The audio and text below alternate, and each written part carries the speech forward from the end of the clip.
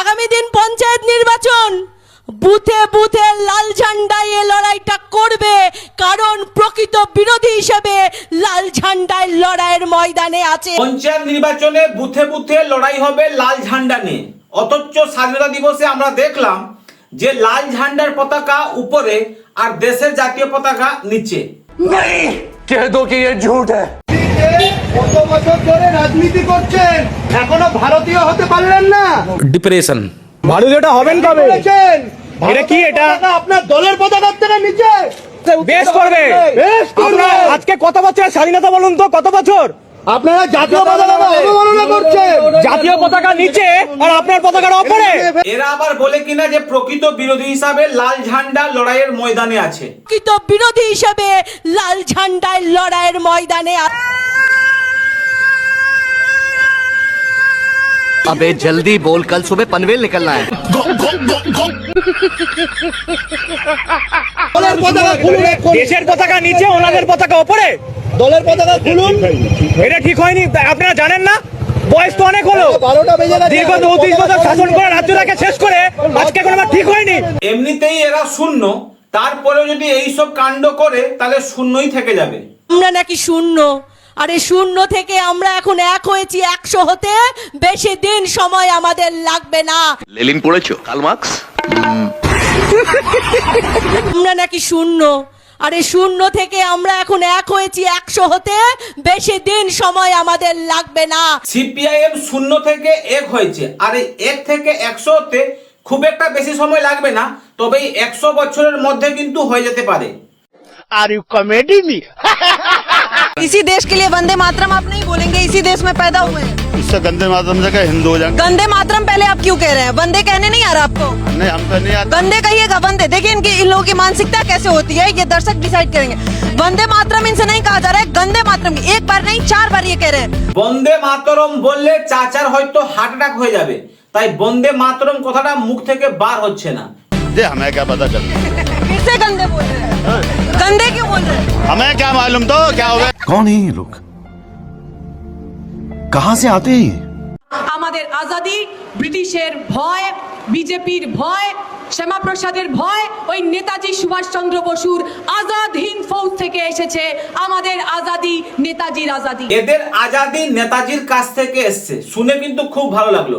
তবে সিপিআইএম এর পার্টি অফিসে নেতাজির কোনো ছবি থাকে না কেন?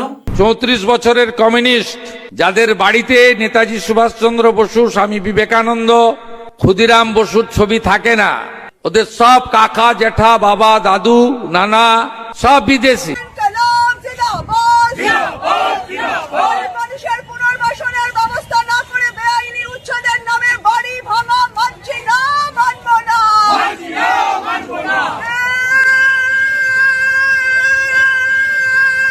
अबे जल्दी बोल, कल सुबह पनवेल निकलना है। মানে শুভেন্দু অধিকারীকে কারা বিশ্বাস করেছিলেন ভগবান জানে। আমরা তো প্রত্যেক মিটিং এ গিয়ে পই পই করে বলেছিলাম যে বিজেপি মানেই জুমলা। 2014 থেকে নরেন্দ্র মোদী যা যা কথা বলেছে, একটা কথা তারা রাখতে পারেনি। তাহলে শুভেন্দু অধিকারী যে তৃণমূলের বরপুত্র, মমতা ব্যানার্জির একেবারে শীর্ষ, সে হঠাৎ এমন কি খেল দেখিয়ে দেবে? যা আমাদের মনে হয়েছিল বিজেপি সরকারে আসার আগে করবে, বিজেপি সরকারে আসার পর আমাদের 100% একদম ঠিক তারা প্রমাণ করেছে।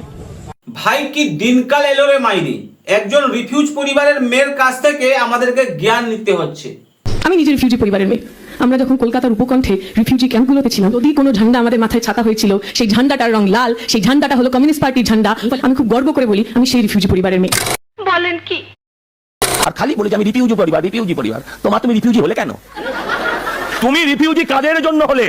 বলছে রিফিউজি পরিবারের হাতে তখন লাল ঝান্ডা ছিল, গেরুয়া ঝান্ডা ছিল না। কেন বাংলার ওপারে গিয়ে তুমি লাল ঝান্ডা নিয়ে দাঁড়াতে পারোনি? যত ধর্ম নিরপেক্ষতা এপার বাংলায় এসে দেখাতে হবে। হ্যাঁ, हम लड़ के लेंगे, हम जीत के लेंगे। লেলিন পড়েছো, কার্ল মার্কস? 2007তেই আমরা ফিরে আসবো। কি করে? না বিধানসভা ভোট আছে না লোকসভা ভোট আছে? ডিপ্রেশন। ও আচ্ছা আচ্ছা, ডিপ্রেশন। 2007তেই আমরা ফিরে আসবো। 2026-এর শেষে বিজেপি সরকার থাকবে না। এই ধরনের একটা বিশৃঙ্খল সরকার থাকতে পারে না। সারা দেশ জেগে উঠেছে। তবে এদেরকে আমি কি করে বোঝাই যে অনুপম খেরের মাথায় চুল গজে যাবে, কিন্তু ঘাসফুল আর এই বাংলাতে কিন্তু গজাবে না। ওরা তো ভালো কাজ করেছে, চোর হোক জাত ভালো। লাগবে না, আমাদের দিদিকে লাগবে, আমাদের মমতা ব্যানার্জি রাজ্যের লক্ষ্মীর ভান্ডার জিন্দাবাদ। তাহলে দিদি একটা কাজ করো, এই 1500 টাকা লক্ষ্মী ভান্ডার নাম করে রেখে নাও, আর বাকি 1500 টাকা বিজেপির কোনো বুথ সভাপতিকে ফেরত দিয়ে দাও। ভিডিওয় যাদের দেখা গেছে তারা কেউ কিন্তু বাঁচবেন না, আইনের হাত অনেক দূর।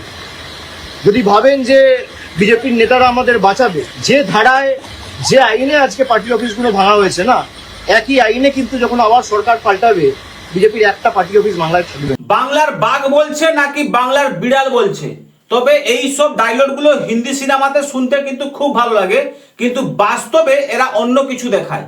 দেখুন, আপনারা দেখুন এই থান দেখুন, বান্ডিল বান্ডিল থান। আমরা যদি 4 তারিখে হেরে যেতাম তাহলে আমাদের মা দিদিদেরকে এটা পাঠাতো। হ্যাঁ, এটা বলতে আমার লজ্জা লাগছে, প্লাস আমার কান্না পাচ্ছে।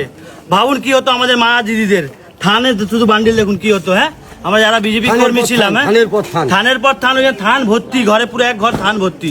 কি হতো বলুন আমাদের বিজেপি কর্মীদের? হ্যাঁ, ও তার মানে আমাদের চিহ্নিত রেখে দিয়েছিল 4 তারিখে হারলে এদের বাড়িতে থানগুলো পাঠাতে হবে। সব সাদা থান, মানে প্রতিটা জিনিসের কাছে থরে থরে রয়েছে। এই জন্য বাংলার জনগণ 2026 সালে বিধানসভা নির্বাচনে জোড়া পায়ে লাথি মেরেছে। ওরা তো ভালো কাজ করেছে, চোর হোক জাত ভালো। এখন আমাদেরকে আমেরিকার কথা শুনে চলতে হবে, এর থেকে লজ্জার আর কি হতে পারে?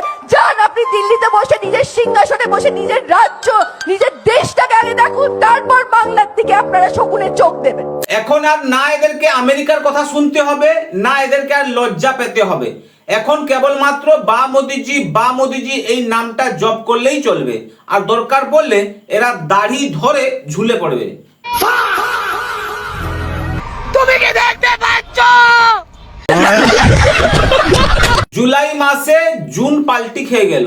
তাই আমরা হচ্ছি টিকাউ কামাল, আমরা কিন্তু টিকে থাকবো। যারা বিকাউ কামাল যারা চলে গেছে।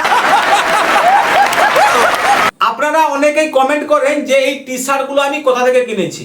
আপনাদের সুবিধার জন্য ডিসক্রিপশনে কেনার লিঙ্ক কিন্তু আমি দিয়ে দিয়েছি। যদি আপনারা কিনতে চান তাহলে গিয়ে কিন্তু ভিজিট করতে পারেন। মাত্র 300 টাকায় আপনারা বিভিন্ন ধরনের টি শার্ট কিন্তু পেয়ে যাবেন, এবং স্টাইলিশ ডিজাইনের সাথে। তাহলে আর দেরি না করে ডিসক্রিপশনে গিয়ে ভিজিট করুন।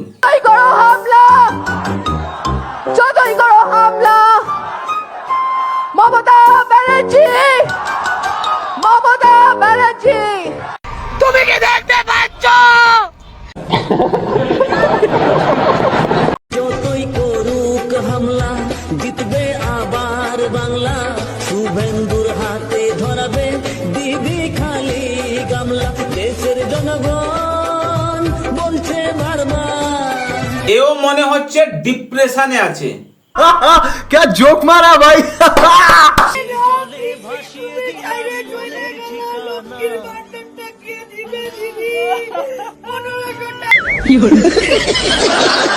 যাই হোক, আজকে এখানে শেষ করলাম। আবার দেখা হবে পরের ভিডিওতে। ভালো থাকবেন। জয় হিন্দ, জয় ভারত, অনেক অনেক ধন্যবাদ।